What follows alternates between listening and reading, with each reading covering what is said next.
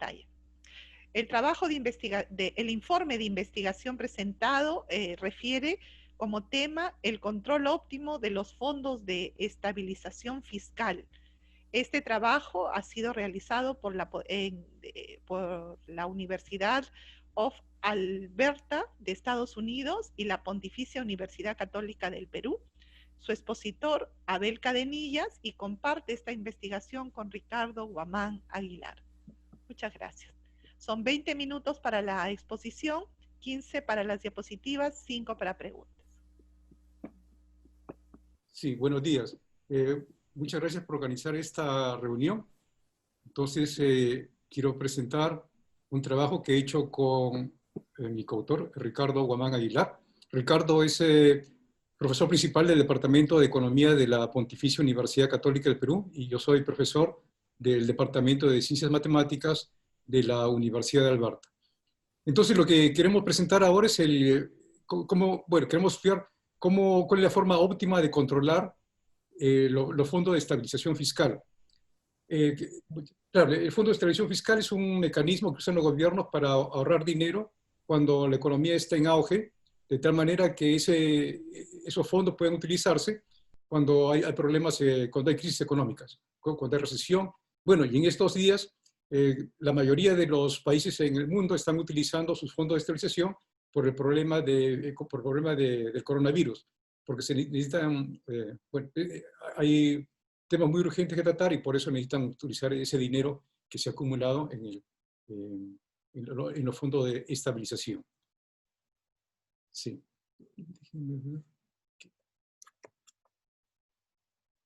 Ya, ahí voy. Bueno, entonces le decía, el fondo de estabilización es un mecanismo que usan los gobiernos para ahorrar dinero cuando hay un auge económico, de tal manera que estos fondos pueden utilizarse cuando hay recesión o en general crisis económicas. Actualmente estos fondos se están utilizando por la mayoría de los países para financiar los problemas generados por el coronavirus.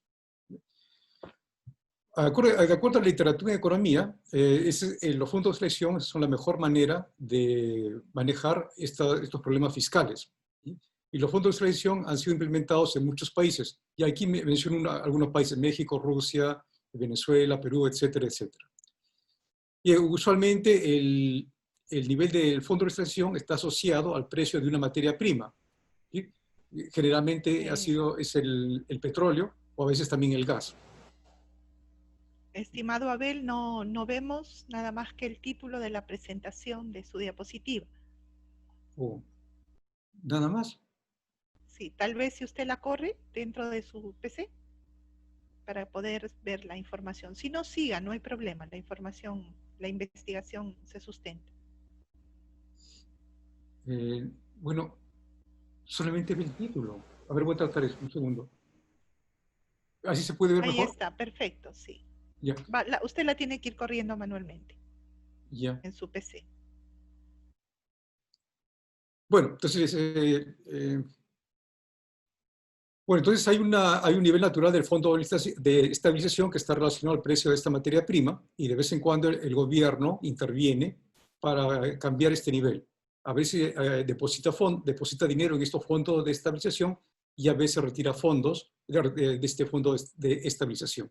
Típicamente hay una banda, vale decir un intervalo, de tal manera un intervalo que tiene una cuota inferior y una cuota superior, de tal manera cuando sigue la cuota inferior se agrega dinero a este fondo de estabilización y cuando llega a la cuota superior se retira dinero. Para que vean cuán importantes son estos fondos de estabilización, aquí aquí menciono la cantidad total de los fondos de estabilización más grandes en el mundo. Entonces, los 91 fondos de estabilización más grandes tienen en total esta cantidad de dinero en dólares estadounidenses. En el caso de Perú, también lo encontrarían, estos resultados son nuevos porque, los números los he cambiado de acuerdo a la noticia de ayer. Esta es la cantidad total en el Fondo de Estabilización Fiscal en Perú.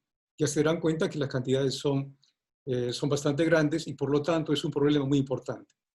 Pero una cosa que nos motivó a Ricardo y a mí a hacer esta investigación es que a pesar de que estos fondos de estabilización son tan importantes, hay muy poca literatura, o mejor dicho, muy poca literatura matemática o modelos matemáticos que permitan encontrar cuál es la forma óptima de administrar estos fondos de estabilización. Y probablemente antes era problema de algún país, quizás algún país tuvo un terremoto, algún problema natural y se tenían que utilizar sus fondos de estabilización. Pero actualmente no es solamente un país en el mundo que tiene estos problemas. En verdad, casi todos los países del mundo tienen estos problemas y por eso es un problema tan importante, no solo para Perú, no solamente para Estados Unidos, no solo para Canadá, sino para todos los países. ¿Cuál es la forma óptima de administrar estos fondos de estabilización? Bueno, entonces es la pregunta que queremos responder. ¿Cuál es la banda óptima para el fondo de estabilización? Decíamos que estos fondos de estabilización están representados, la banda está representada por un intervalo. Entonces, ¿cuál es el intervalo óptimo? ¿Cuál sería la cota inferior de este intervalo y cuál sería la cota superior para este intervalo? Entonces, Ricardo y yo hemos construido un modelo matemático y como hay incertidumbre en la economía, consideramos pues un modelo estocástico. Aquí escribo algunas cosas, no sé si, quizás todos ustedes no estén familiarizados. Aquí menciono un movimiento browniano que representa la incertidumbre en la economía. ¿Bien? Y después aquí uso esta palabra filtración. Bueno, básicamente lo que quiero representar es información. Entonces, este FT que ven aquí representa información disponible desde el inicio hasta el momento T. Y la variable de estado es el fondo de estabilización que lo denotamos por X. Entonces, a cada momento T, X te representa la cantidad total de dinero en el fondo de estabilización al momento T. Nosotros proponemos este modelo para el fondo de estabilización. Bueno, primero pensamos solamente en esta parte. Algunos de ustedes que, por ejemplo, el profesor Montoya es un experto en física, quizá probablemente reconozca algunos físicos esta ecuación. Esta parte de la ecuación representa el proceso de Ornstein-Uhlenbeck, que entiendo es muy utilizado en física. Esta parte de aquí. Bueno, les explico. Entonces, XT representa el nivel del fondo de estabilización momento T. Este es el nivel X minúscula, el nivel inicial. Aquí tenemos este valor de teta que representa bueno, la media a largo plazo de este proceso. Este lambda, la velocidad al cual el proceso converge hacia teta. Aquí esta parte representa la incertidumbre. Sigma es la volatilidad y W es el movimiento browniano. Entonces, si aquí sigma fuese igual a 0, todo sería determinístico y todo sería fácil. Pero estamos agregando este término porque, como bien sabemos, hay mucha incertidumbre en la economía. En todo caso, esto de aquí tampoco es totalmente nuevo en el mundo de finanzas o economía. Esto aquí se usa mucho para representar los precios de las materias primas, como puede ser el oro, la plata, el petróleo, el gas, etcétera, etcétera. Ahora, ¿qué es nuevo aquí? La parte nueva son estos dos términos, U y el proceso U y el proceso L. U representa los retiros acumulados del fondo de estabilización. De vez en cuando el gobierno retira fondos de este fondo de estabilización. Y L representa los depósitos acumulados para el fondo de estabilización. ¿Sí? De vez en cuando el gobierno, aquí, U representa los retiros del fondo de estabilización y L representa los depósitos, ¿bien? En el fondo de estabilización. Entonces, todo esto aquí no en otro mundo, pero esta es la parte que proponemos, ¿bien? Porque de vez en cuando los gobiernos aumentan o disminuyen el nivel del fondo de estabilización. La pregunta es lo siguiente: ¿cómo seleccionar de una forma óptima este proceso U y este proceso L? Bueno, formalmente decimos L y U son dos procesos estocásticos que son adaptados. Esto quiere decir que en cualquier momento T debemos elegir a L, T y a U de T de tal manera que lo hagamos basados en la información que tenemos acerca del pasado y del presente. En otras palabras, no sabemos el futuro, si no el problema sería muy fácil. También son no negativos y son no decrecientes porque representan el retiro acumulado o los depósitos acumulados. ¿Sí? Bueno, aquí decimos que la función es continua por la izquierda, con límite por la derecha. Y este par se llama control estocástico singular. En un programa de control hay que determinar este proceso L y este proceso U. Bien, entonces este es el problema que quiere resolver el gobierno. Quiere minimizar esta función de costo. Pero ¿cuál es la función de costo? Aquí decimos, este J representa una función de costo cuando el nivel inicial del fondo de estabilización es X. LU es el control. El administrador de este fondo de estabilización va a determinar L y U. Eso lo va a elegir él. ¿Bien? Aquí un valor esperado. Y aquí tenemos tres términos. Este primer término representa el costo por desviarse de un cierto objetivo. O sea, los países van a tener un cierto objetivo, un cierto nivel que ellos consideran óptimo para el fondo de estabilización. Y cuando hay un cierto desvío, aquí tenemos un costo. Este es un costo y aquí este es un factor de descuento. Todo esto aquí. Esta es la tasa de descuento. Después hay un costo por aumentar el fondo. ¿Sí? Y este costo KL representa un costo proporcional por aumentar el fondo. Aumentar el fondo significa agregar dinero. Entonces, este dinero podría utilizarse para, bueno, es un dinero que se utiliza, entonces hay un costo. Y esto es un costo por retirar dinero. Entonces, generalmente, nosotros en el trabajo tenemos esta función de costo, pero también consideramos otras. En todo caso, esta es una función de costo usual. Es la función cuadrática, que representa cuán lejos el fondo de estabilización está de un cierto objetivo que se denota, es un número que se denota por ρ. ρ entonces es el objetivo del fondo.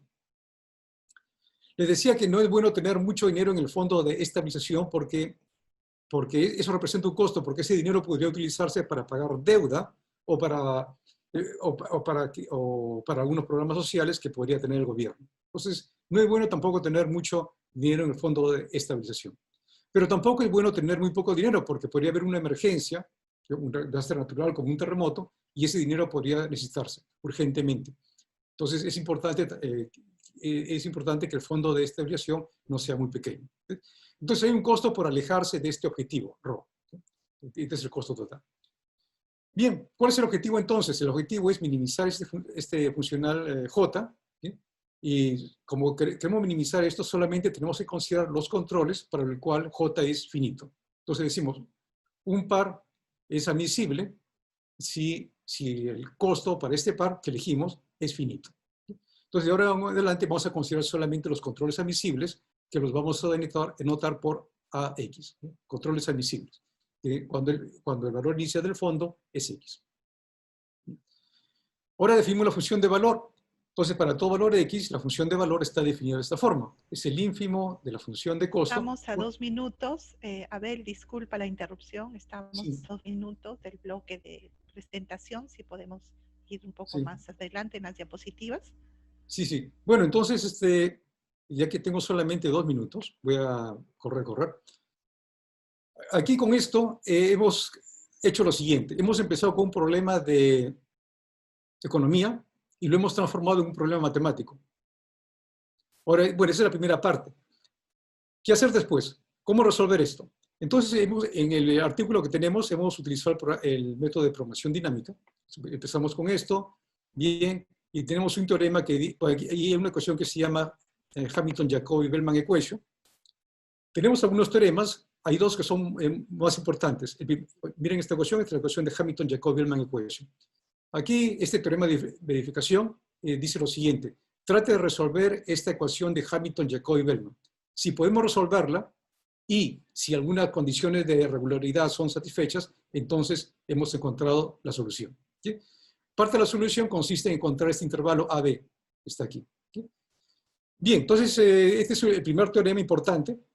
Y ahora, ¿cómo utilizar este teorema para hallar la solución? Entonces hacemos unas conjeturas, solamente conjeturas por el momento, para obtener un candidato para función de valor y un candidato para el control óptimo. Bien, entonces hacemos algunas conjeturas aquí. Bien, hay que resolver algunas ecuaciones diferenciales por aquí y por allá. Bueno, estamos en conjeturas, suponemos que la función va a tener esta propiedad de diferenciabilidad. Bien, y aquí tenemos la solución entonces. Tenemos la solución que dice que hay que encontrar unas constantes de este sistema de 6 ecuaciones con 6 incógnitas, y en particular tenemos, miren, A minúscula y B minúscula, va a ser el fondo de estabilización óptimo. ¿Bien? Y la función, va a haber una función que va a ser la función de valor. ¿Bien? Entonces, el segundo teorema importante, donde mostramos, donde obtenemos la solución. ¿Sí? Bien, entonces esta es la solución, la función de valor, estas son las constantes, esto es muy importante. Bien. Y ahí, ¿qué hay que decir entonces? La solución dice lo siguiente: bueno, el proceso va a cambiar de acuerdo a esta dinámica y de vez en cuando hay que reducir el fondo y hay que aumentar el fondo. De tal manera que el proceso siempre esté en este intervalo AB. Bueno, ¿qué pasa cuando esto es la función de indicador que tiene valores 1 o 0 y esto es siempre mayor o igual que 0? Entonces, ¿cómo puede ser esto igual a 0? Aquí decimos lo siguiente: si el fondo de estabilización es mayor que A, pues no hay que agregar dinero. Si el fondo de estabilización es menor que B, pues no hay que reducir el dinero del fondo de estabilización. Esa es la solución que tenemos. Por ejemplo, si estos fueran los valores de los parámetros económicos, obtenemos esta solución. Esta sería la banda óptima. Bueno, comentar aquí que hemos utilizado la función cuadrática, pero también podemos resolver este problema con otras funciones de costo, que por ejemplo esta función de costo es asimétrica y muy interesante. También tenemos este resultado: cuál es el primer momento en el cual el proceso llega al intervalo AB, cuál es el primer momento en el cual el gobierno debe intervenir. Bien, entonces tenemos un resultado respecto a ese tiempo de paro. ¿Ya? Entonces consideramos esta banda, que sabemos cómo encontrarla, y decimos lo siguiente: no hay que hacer nada mientras el fondo de estabilización esté en este intervalo. Pero apenas sea menor o igual que A o mayor o igual que B, el gobierno debe intervenir para regresar el nivel del fondo de estabilización a este intervalo AB. Eso es lo que decimos. También tenemos esta propiedad que el intervalo AB debe incluir este objetivo ρ. ¿Ya? Y después, ya que tengo pocos minutos, creo que voy a pasar. Bueno, y también decimos cómo la solución depende de los diferentes parámetros. Bien, aquí diferentes parámetros. Aquí, como por ejemplo, si aumenta este costo, cómo cambia A y B. Si aumenta esto, cómo cambia A y B, etcétera, etcétera. Entonces, aquí ya escribo las conclusiones, porque que no tengo mucho tiempo. Entonces, estas son las conclusiones. Hemos estudiado la administración óptima de un fondo de estabilización fiscal. Bien, para eso hemos resuelto matemáticamente este problema de control singular. Por primera vez en la literatura obtenemos esta banda óptima, AB. Bien, y aquí la idea. Bien, tenemos el intervalo AB, no hay que hacer nada mientras el proceso mientras el fondo de estabilización sea mayor que A, o sea mayor que A y menor que B. No hay que hacer nada. Pero apenas llega al nivel A o al nivel B, hay que intervenir. Bueno, y también en el artículo tenemos una relación cómo esta banda depende de variables económicas importantes, ¿sí? De los parámetros económicos. Aquí algunas referencias. Decía que una de las contribuciones del artículo es que, aunque hay mucha literatura, generalmente han elegido esto de manera intuitiva o manera empírica. Muchos países, o en Estados Unidos, seleccionan, por ejemplo, el 5% del Producto Bruto Interno. Aquí, por ejemplo, este artículo dice lo siguiente: ¿y por qué eligen el 5%? No hay ninguna razón. Bien. Y también dice este artículo que la solución debería depender de los parámetros económicos, en particular del signo. ¿Sí? Actualmente se usa muchos países usan el 5%, Perú usa a propósito el 4%. ¿Bien? El Fondo de Extracción de Perú, Estabilización Fiscal de Perú, usa el 4%. Ahora la pregunta es: ¿por qué el 4%? ¿Por qué no el 5%? ¿Por qué no el 6%? Bueno, esa pregunta todavía no se ha resuelto hasta que tenemos el artículo. Aquí, por ejemplo, Navin propone el 13% para el estado de Ohio en Estados Unidos. En otras palabras, lo que quiero decirles es que estos fondos de extracción fiscal, estos niveles se han elegido basado en intuición, que no es necesariamente lo óptimo para un país. Bueno, ya creo que ya terminé mi tiempo, así que... Sí, muchas gracias, Abel.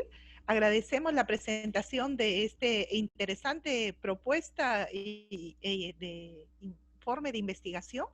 Abel Cadenilla se encuentra en la Universidad of Alberta de Estados Unidos y se ha realizado, la Universidad de Alberta está en Canadá. En verdad, Alberta es la provincia más rica de Canadá. Ahí es donde está concentrado el petróleo. O sea, y también la Universidad de Alberta está clasificada entre las 100 mejores universidades del mundo. Entonces, no sé oriéntanos desde dónde estás tú presentando tu informe de investigación. Yo estoy hablándoles a ustedes desde Canadá. Así es.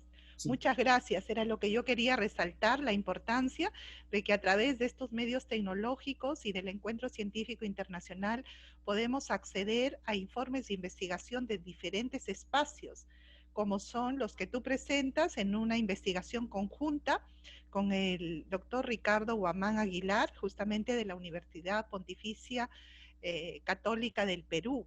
Y la temática que nos han presentado está referida en este contexto tan importante, cuyo objetivo de estos fondos de estabilización fiscal es justamente en algún periodo la acumulación de los recursos de auge económico con la finalidad de poder utilizarlos en épocas difíciles como en este momento. Hay una pregunta que te agradecería nos respondas con respecto a esta propuesta que están haciendo o a este informe que estás presentando. Referido nos dicen cómo sería la aplicación en una primera etapa donde se ha destacado la acumulación de los recursos y luego en esta etapa posterior actual que estamos viviendo, que tiene que ver con el uso efectivo, ¿no? En relación a la propuesta que nos presentas. No sé si todavía te encuentras en línea. Yo sí estoy aquí, no sé si están viendo la pantalla. Sí, estamos en referencias. Claro, esta pantalla es del comercio, es en mayo, y aquí tenemos a la ministra de Economía hablando sobre el Fondo de Estabilización Fiscal. Bueno, en otras palabras, es algo que ustedes pueden acceder, ¿no? Si este tema les parece interesante, cómo se está utilizando el Fondo de Estabilización. En este caso está diciendo que el problema económico va a ser tan grande que no va a ser suficiente el nivel y tienen que utilizar otros recursos. Aquí, por ejemplo, quiero mostrarles también, pueden ver la pantalla, ¿no es cierto? Pero por cuestión de tiempo, si nos hace la referencia, no vemos la pantalla, ¿no? Pero si nos hace referencia a responder la pregunta planteada. Bueno, ¿podría repetir la pregunta? Bueno, La pregunta está referida a cómo vamos a hacer, cómo se postula a través del informe de investigación que estás haciendo sobre los fondos fiscales en una primera etapa y tal vez en una segunda etapa desde el uso efectivo, ¿no? En función a la contingencia que actualmente se vive. Bueno, lo que proponemos nosotros es, basado en los parámetros económicos, nosotros decimos cuál es el intervalo óptimo AD. Entonces, por ejemplo, si en este momento estuviera hablando con la ministra de Economía de Perú, ella me puede decir, bueno, cuál es el valor cuál es el objetivo, cuál es la velocidad al cual este proceso revierte a la media, cuál es la volatilidad sigma, y basado en eso, y cuáles son los costos, y con eso yo le puedo dar la respuesta cuál es A y cuál es B. Porque tenemos bastantes ejemplos numéricos. Y lo que proponemos es que para cada país va a tener parámetros económicos diferentes. Entonces, para cada país nosotros proponemos cuál sería el intervalo óptimo AB. ¿Cuál sería el A para cada país? ¿Cuál sería la cuota inferior de ese intervalo para cada país? ¿Y cuál sería la cuota superior para cada país?